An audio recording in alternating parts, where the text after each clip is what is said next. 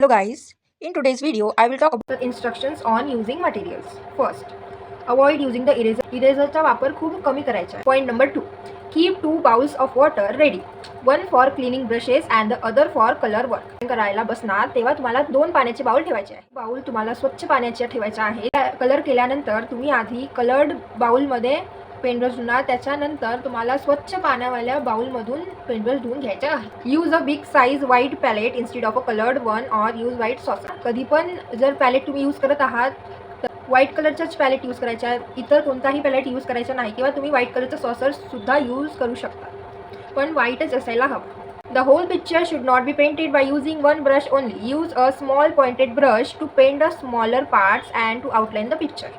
And use a brush of a higher number to paint larger parts. म्हणजे की तुम्हाला जे पूर्ण ही चित्र आहे, पोर्ट्रेट आहे किंवा ड्रॉइंग आहे त्याला एकाच पेंट ब्रशनी पेंट नाही करायचं आहे. स्मॉल पार्ट्स किंवा आउटलाइनवाला एरिया आहे त्याला 0 पॉईंटवाल्या ब्रशनी किंवा एकदम स्मॉल टिपवाल्या ब्रशनी त्याला पूर्णचे पूर्ण चित्र किंवा ड्रॉइंग तुम्हाला एकाच पेंट ब्रशनी पेंट नाही करायचे आहे.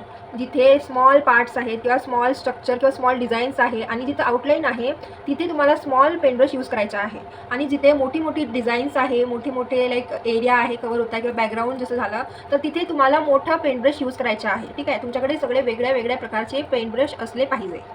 When you want to prepare a particular tint or shade of a color or a new color shade by mixing 2 or more colors, prepare it in a quantity that would be little more than necessary, for it is difficult to prepare the same shade again. In case you find it insufficient, clean your brush before dipping it in the color bottle, otherwise the traces of color on the brush.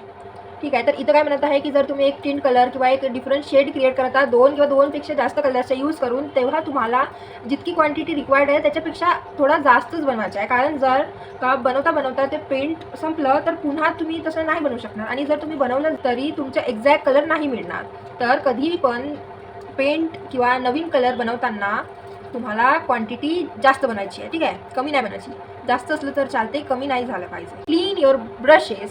Clean your brushes before dipping it in the color bottle, otherwise the traces of color on the brush will spoil the color in the bottle. याचा अर्थ आहे जेव्हा कधी तुम्हाला like आता paint तुम्ही केलं, जसं रेड कलर तुम्ही पेंट करत होतं, मग त्याच्यानंतर आता तुम्हाला ब्लू कलर पेंट करायचा आहे, पण तुम्ही जो रेड कलरचा ब्रश होता तुम्ही ब्लू कलरच्या पेंट बॉटलमध्ये नाही घालू शकत. आधी त्याला चांगल्यावर नीटपणे धुवा, त्याला त्या कपड्यांनी पुसा, त्याच्यानंतर ब्लू कलरमध्ये डिप करून तुम्ही कलर करणं सुरू करा. अदरवाईज जे पेंट ब्रशचे रेड कलरचे जे ट्रेसेस होते हे ब्लू कलरच्या पेंट बॉटलमध्ये जाणार, त्याच्यामुळे फंगस पण लागू शकतो. ठीक आहे, तुमचा कलर खराब होऊ शकतो.